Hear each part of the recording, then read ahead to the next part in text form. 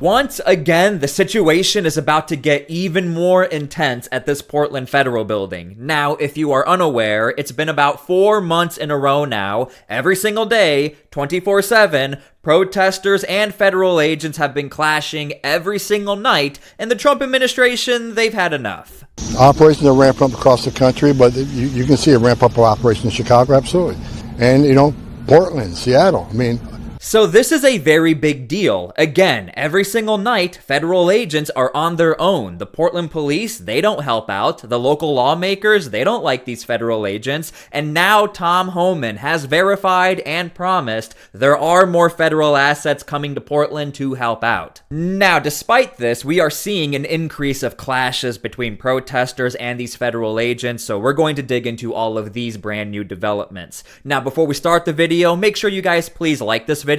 It's the #1 way you guys are helping this channel, but it also helps others see the videos as well, and I cannot believe how many people have no idea what's going on in Portland. Let's make sure people are well aware.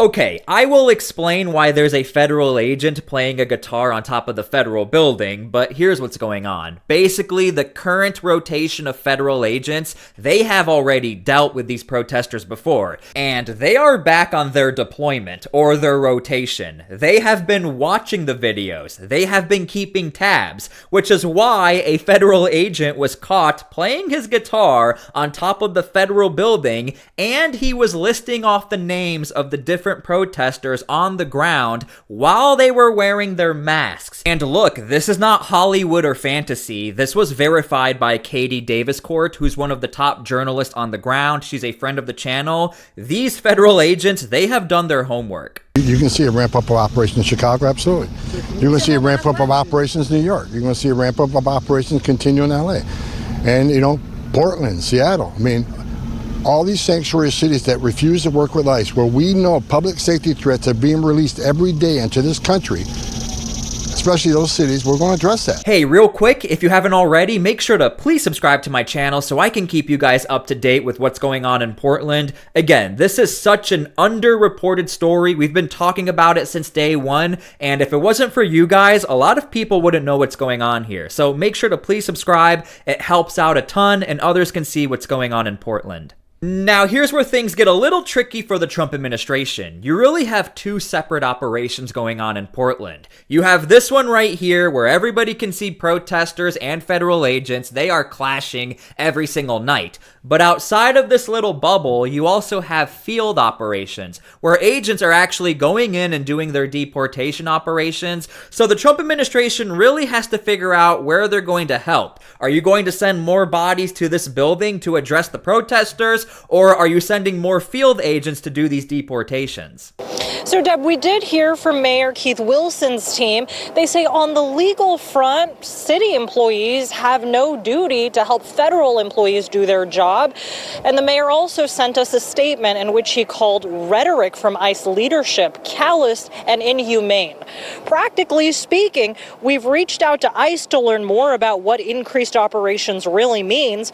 Border Czar Tom Homan did not provide specifics during his conversations with reporters. And guess what? We are not going to be told what's going to happen in Portland until the agents show up. You want to know why? I don't mean to repeat this content, but I cannot believe this happened. You have city officials asking protesters to film federal agents and figure out what equipment are they using. My office has taken more of the data and surveillance privacy approach because I think that the next frontier of fighting fascism is going to be immense government surveillance. So that includes anything from license plate readers to facial recognition technology. And it would be really helpful if people who are on the ground who are able to see some of that technology that ICE is using, if you could photograph it and send it to our offices, that's all information that we can use to try to figure out where we need to target because it's not freely available to us, all of the tools that they have at their disposal. And would you look at that? Just a few days later, I found this video on TikTok where one of the protesters, they're filming the federal agents, and that's what the city councilwoman, that's what they want them to do. All right, so they've got a protester, and it looks now that they have plywood up to block journalists from seeing inside while they're booking them.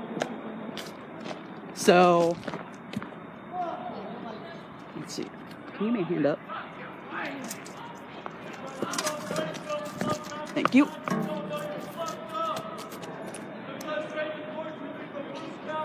mom is a Black Panther, you traitors! Okay, so two things. Number one, that protester is standing about right here on the side of the federal building, and they are filming on the inside. Now, oftentimes these protesters will accidentally film another protester committing a crime, and then they will cover it up. But the point I'm trying to make is these protesters know when it's a crime and when it's not a crime, and when it is a crime, they will cover it up and act like nothing is going on.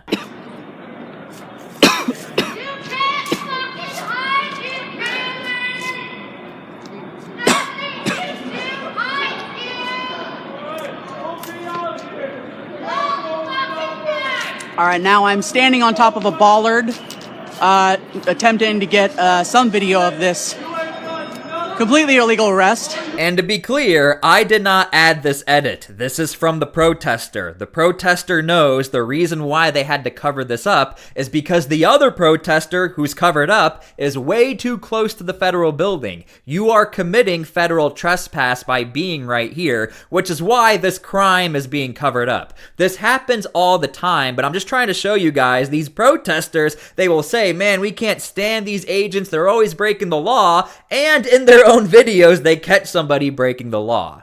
Wing maneuver. You gonna do the chicken dance for us? Huh? You gonna do the chicken dance for us? What's up? Back up, please. Answer yourself, 424.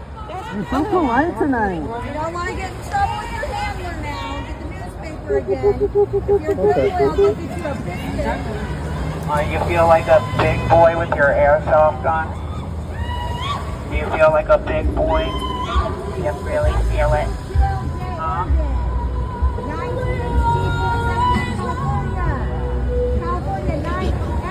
Okay, did you guys hear that? In the background, they're playing I Will Always Love You, and that was coming from the federal agents. Like I said before, this is why federal agents are playing their guitar on top of the federal building. This is why they're playing music as they leave the front gate. This is not a game for the federal agents. This is an everyday reality where these federal agents have to do whatever it takes not to disrupt the right of protest, but the fact that these protesters have leaked all of their information, the fact that these protesters, they have assaulted these federal agents before, they're not messing around. I'm really trying to make this point, and that was a very recent video, just less than 24 hours ago. And again, in Oregon, where we are expecting a crackdown. Thank you for what you are doing with your agents on ICE, and thank you for the prosecution that I hope you will come to Portland, Oregon, and crack down.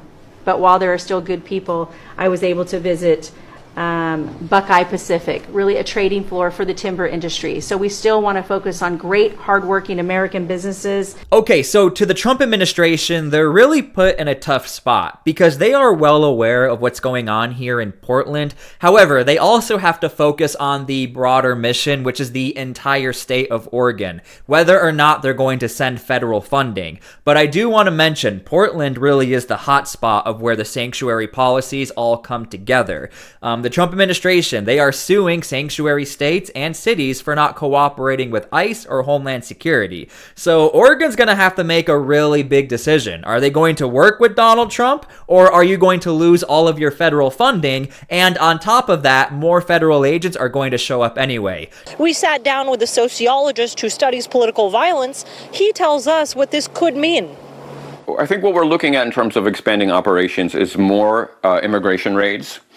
For the most part, the immigration raids that have been coming out of the Portland office have been in surrounding areas, like down in Woodburn and Hillsborough, and sort of not in the city proper. But we know from the Los Angeles model that a real crackdown includes the urban population that might be undocumented, including people, going to immigration hearings, people working as laborers in people's yards. And here's the thing, as long as these protesters are at this Portland Federal Building, all of those other operations outside of the city or around the city, it's still going to happen. It's still going on. So to these protesters, they're really doing a lot by trying to clash and mess with these federal agents. But at the end of the day, the mission, to my understanding, has not really been that disrupted. These protesters are not able to track where exactly these federal agents are going to do these deportations. So the only choice, if you want to protest Homeland Security, you go to this federal building, and that's why we have gotten to this situation.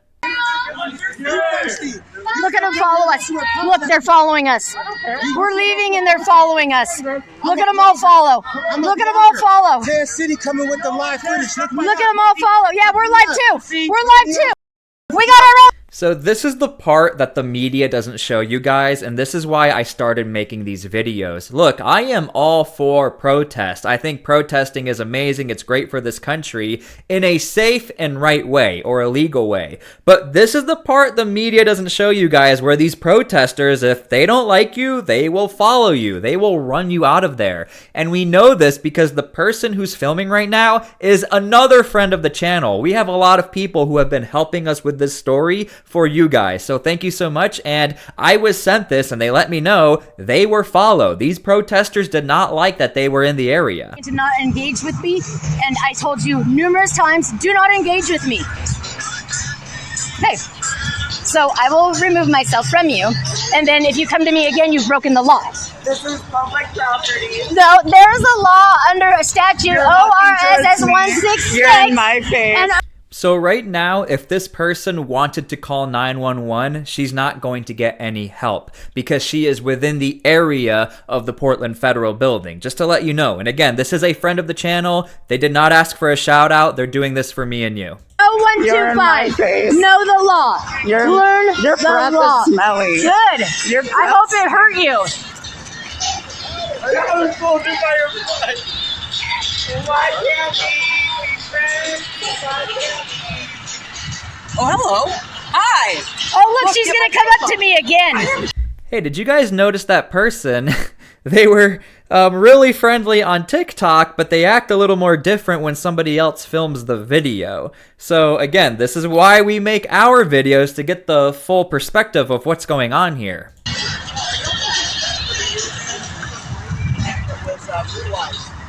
couple nights ago. Are y'all gonna actually cover? You're not going to try to get me to be afraid of you? I'm not afraid. How's this for a song? Ice, ice. Baby, too cold, too cold. Hey, I support ice. Your own bitch, you fucking weirdo. I support ice. So as you can see, there are counter-protesters who show up. And again, I want to make this very clear. My whole thing is I want everybody to be peaceful. I don't like when this happens, but this is the current status of what's going on. You have police who are not showing up. You have a local judge who ruled in favor of the police where they don't have to show up for a noise complaint. So it's up to the federal agents to pretty much take care of this situation. And when they are low on assets, which is why Tom Homan wants to send more assets, this is what's going on. Isn't this kind of takeover that y'all are always throwing about? Can I ask why you support ICE? No. Second Amendment people. Oh, I'm so sorry. I'm so sorry.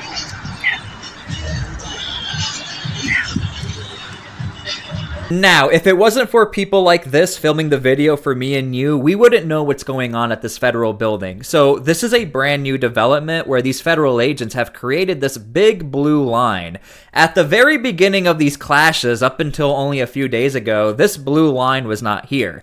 And these protesters were arguing, hey, I've never crossed into federal property, you can't be arresting me. Well, it looks like now we have this blue line and also these orange squares, where when the vehicles are leaving, federal agents want you out of the area. So this is really to also protect the protesters, but the protesters, they see this as like a really terrible thing, and that the federal agents, they're trying to control the sidewalk, things like that. Isn't it weird? Isn't Isn't it weird? ICE determine, or the rich people determine the law, right?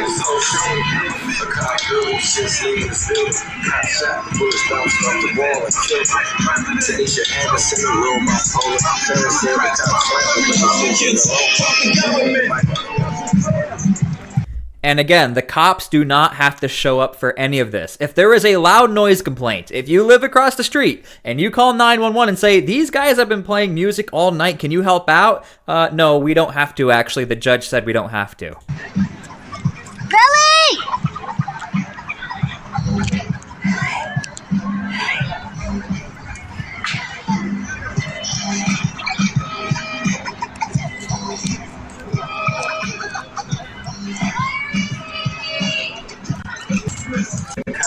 Yeah. Would you like to talk yet? No, I already told you, do not talk to me, it's harassment.